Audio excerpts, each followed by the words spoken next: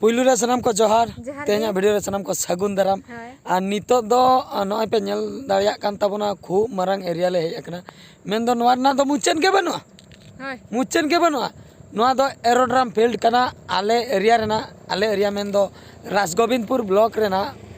भोज Disom Mayurbhanj district राजगोविंदपुर block Raina नोवा दो aerodrome field नोंडे दो उड़ान गाड़ी पहिल दो अडिगान आणगोन ताहे नेतार दो बांग आणगोन कना नेतार हाँ दूसरा टाका पैसा को सांक्शनन तायम हाँ कमी एतहब लगी अड़ी लगन धारा के हाँ नोंडे हाँ उड़ान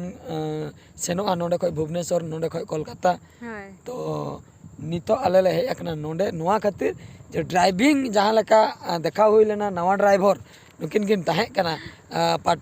जहाँ पाटुआन ताहे कना ओनार दो कम धारा किन चेन लेआ और ओना एरिया हुडिंग ᱧᱚᱜ गया ओना खातिर भागी ᱧᱚᱜ बकिन प्रैक्टिस दाड़िया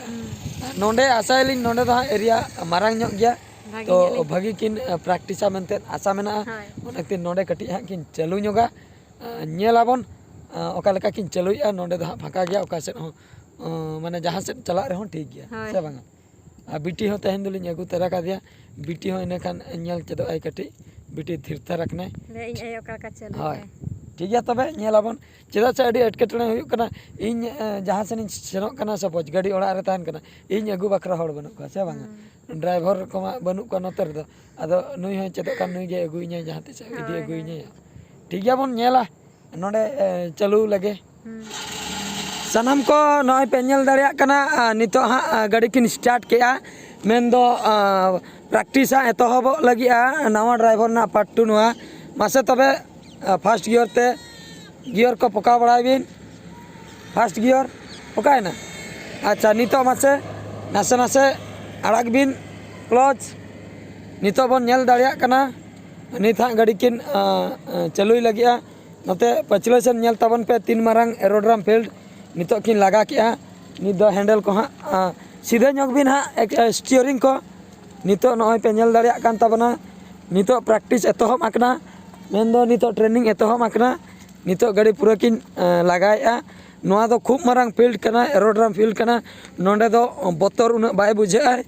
ओना खातिर नोंडे प्रैक्टिस बखरा अगु हुईना तो नय पे ñel दाड़िया किन कना तो अलिन साइड साइड तेलिन तड़ाम का अच्छा नोदे अचूर अचूर अचूर जजम सेन अचूर अचूर किन नितो चलो चलो जजम सेन अचूर अचूर अचूर आरो अचूर आरो अचूर आरो अचूर बस नितो बस सीधा सीधा सीधा सीधा सीधा जस्ती आलो बिन लेबेदा एक्सेलेटर हला नितो अनो पे ñel दाड़िया कान ताबोना गाड़ी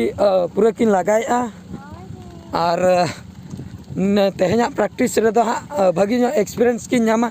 चेदा से मांग धाव दो हुडिंग एरिया रे किन प्रैक्टिस ताहे निया धाव तो मारांग एरिया रे नय पे ñel दाड़िया किन कना अड़ी जोर किन लगाया दड़ हुईन कना तो सनम को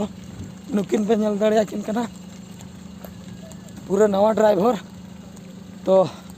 नितो दो अलिन दोलिन लांगा चबायना तड़ाम तड़ाम ते अच्छा नोते कोई मिट टर्निंग हुआ अच्छा मा जजम ते अचूर जजम ते अचूर दे दे दे नोते नोते जजम ते अचूर देला जजम ते अचूर बस नितो सीधे तो नय पे ñel दाड़िया किन कना प्रैक्टिस चलुआकना जोरदार निये तायम दो नवा एक्सपीरियंस मिटे ñamoa और बांग किछुगान मांग अपेक्षा निये धाव रे हाँ एक्सपीरियंस जस्ती ñam कातेन हुए तो मांग धाव खय दो नासेना और कई साहस ना किन बुझाव हाँ तो ओना खातिर हाँ नोडे अगु हुई आकना नोआ एरोड्राम फील्ड रे तो नुकिन पे ñel दाड़िया किन कना और फील्ड नय पे ñel दाड़िया कान ताबना फील्ड दो नोआ दो ब्रिटिश अमल ना फील्ड कना ब्रिटिश को बनाव होटो ले नोआ फील्ड दो और नित धाबी मेना गया और निये धाव हाँ न्यूज़ करे को आड़ा ले और बांग चेक को हेज लेना जे नोआ हाँ दूसरा कमी हुआ मेनते इन तायम हाँ नोडे खय उड़ान गाड़ी हाँ सेनोआ भुवनेश्वर और कोलकाता सेन जहाँ आंजम बड़ा कना हाँ तीस खय कमी को स्टार्टा ओना दो हाँ बाले बड़ाय गद का तो नोते अचूर अचूर अचूर अचूर तो सानाम को नॉय पे नेल दाड़िया कान ताबोना नितो हा कट्टी लिंग तिंगु ᱧᱚᱜ हाचो किना आर बन कुली ᱧᱚᱜ किना ओका लका किन बुझो के ब्रेक ब्रेक ब्रेक तो ब्रेक का किन हा नितो बन कुली ᱧᱚᱜ किना सानाम को नुई पे नेल दाड़िया कान ताबोना बिटी बिटी अडी जुरे डिस्टर्ब पे लिया अडी जुर माने बेटे आयो तो चल गाड़ी चलो तो बाम चना चोया जहां तिस ओकय लादे बड़ा मिया मामोड़ा कोई दिमे ले कोई दिमे बाबा बांग तहन रे अदा इन में अंते ना तिन चना खाली रागी आय जे नाचना इन खबर ᱧᱚᱜ ले दिया तापरे वीडियो शूटिंग ए तहा सख्तोय राखी आय माने सुख तेगे भाई शूटिंग आ चल नित खान द थीर गन्ना तो मोटा मोटी नितो ड्राइवर गेबन कुलिया तो मांगा एक्सपीरियंस और नोआ एक्सपीरियंस ओका लका फरक चेन बुझे नोआ दो कटी यान बेस जेन बुझो के बेस माने जायगा टा मारंग गया होय हैं होय जहां से लगाय रहो माने ठीक गया माने नोआ तो बोतर बनो हांडे तो मिटंग पुड़िया कान ता है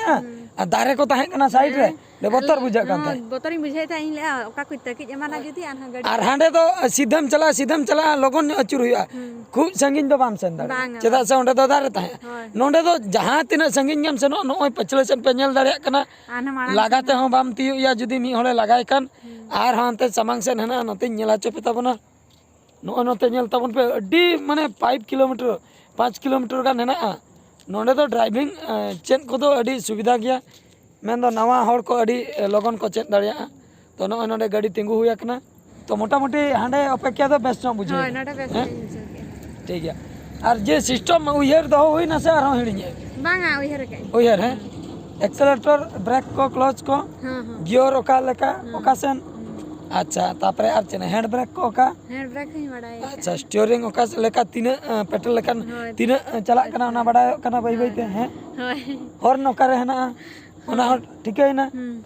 अच्छा आर चेन बके ना हॉर्न को बैक बैक बैक गियर हो ने लिया में था होय जे किंतु बन बैक बड़ा का अच्छा अच्छा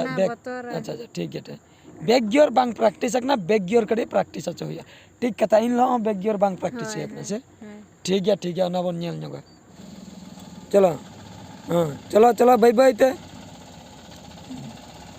हां बैक गियर किन पका का